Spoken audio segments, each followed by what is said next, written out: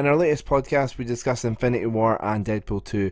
Due to rambling on for so long about the two films, and rambling on here quite a lot for the news, a lot of the news ended up getting cut. So I thought rather than just deleting it, I put out some bonus content. You can find the full podcast on the likes of iTunes, Spotify, all good podcast players, YouTube, and you can also find us now, whataboutit.co.uk. Easy enough to remember.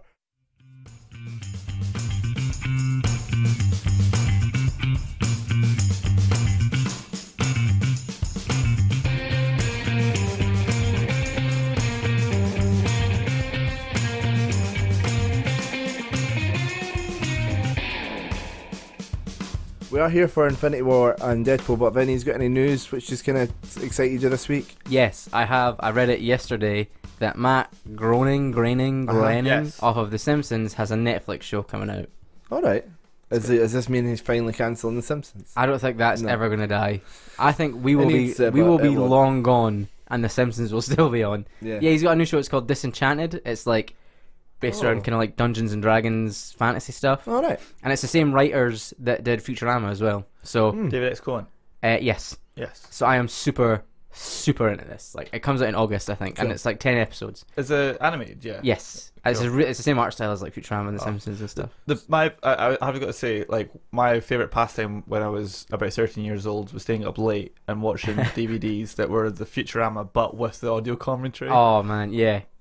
Because it had all the voice actors in it, and the voice actors can't really talk about the show. They give them like random lines, and they're just like, I don't have a fucking clue what. Yeah, like we actually don't see each other ever. So they start like improving through half the stuff, and you hear like random. It's honestly brilliant fucking shit. I think the guy that does the voice of Bender's in it.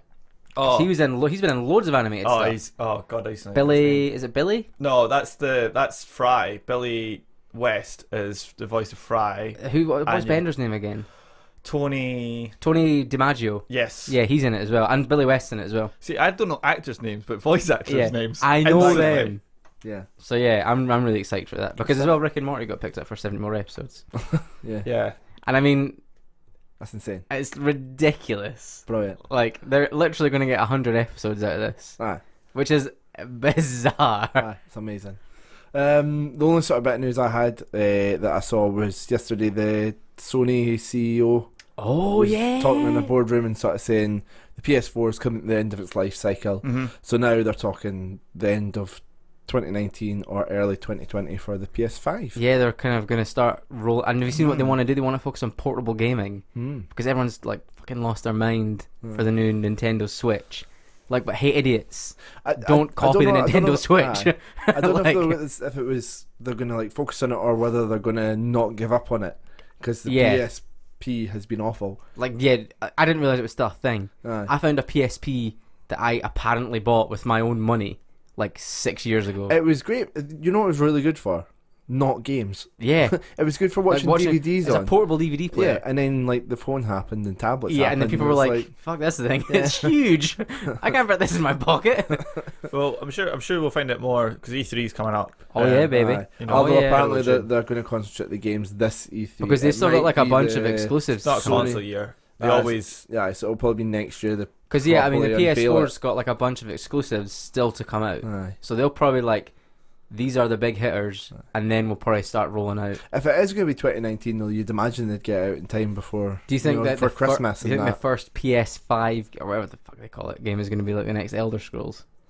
Don't know. Bethesda have already called out everything they wanted to call out, and they don't have anything behind their backs. I would hate that if I have to wait like until 2020. That would make me feel sick. Yeah, you will. They always have an exclusive, and you know what it'll be? It'll be Skyrim on the next console. So it'll be in the PlayStation 5 that just got announced at E3. Another fucking remaster of Skyrim in 4K with HDR for so day. Like, no one cares anymore. Bring out a new one. We released that game about 11 times. Oh my god! So you got a normal version, game of the year. Fucking remastered. I'll do you one better. Why Skyrim? The VR. Yeah. Oh my god. Milk this cash HDR VR cow. will be next. Yeah, and then 4K. 4K VR. And the only thing you'll Remastered notice, VR. the only thing you'll notice a little bit more is like, stopping. ooh, that waterfall's a little bit more blue now. Oh, 4K is worth it, isn't it? Just give me it. Just give me another Elder Scrolls. I don't give a shit. Just play it on a PC in 2013 Or- when all the mods were out. Can I have my prediction for like the next generation of like games? There isn't any games. There's one big game, and it's just all battle royale. It's like all games that were ever invented ever are just like in this massive map. Like called the Oasis, and people Yes. log into. Ready Player Life. It's happening, man.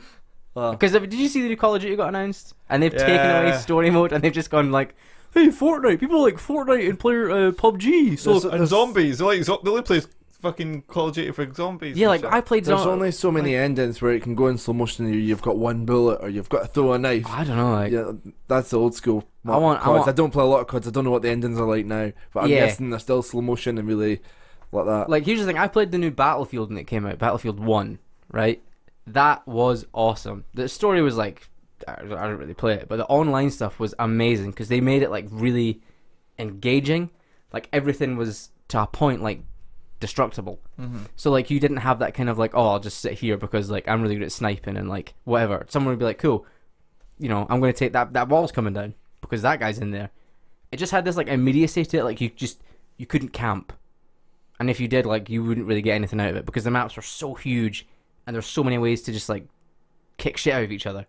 I thought it was awesome. And it, like, because you were just, like, so intensely, like, going for these, like, objective markers or whatever as they call them, like, it just felt like, I mean, I was going to say, it felt like the real war. I wasn't there. I've never been in the army. I don't know.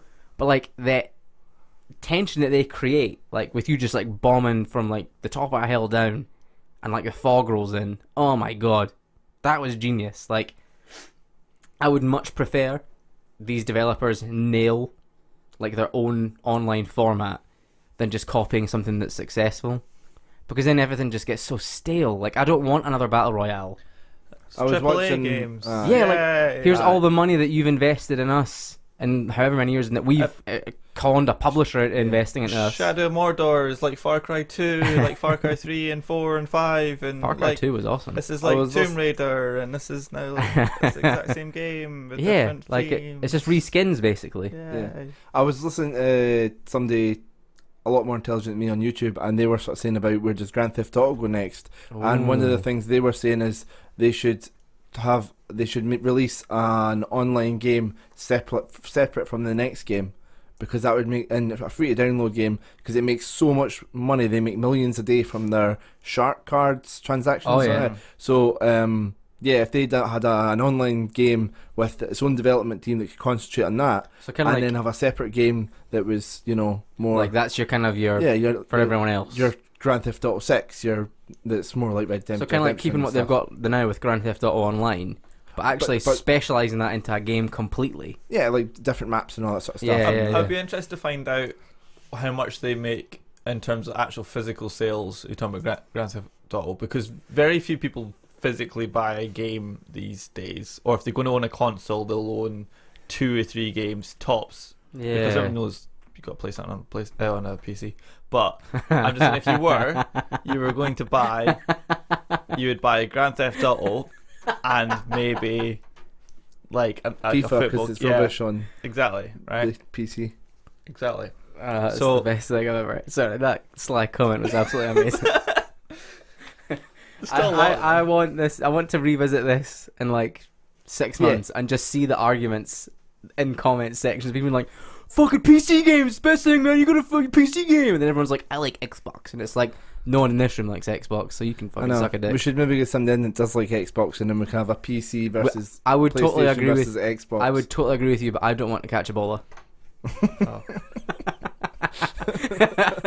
Right, let's move on to Infinity War and Deadpool 2.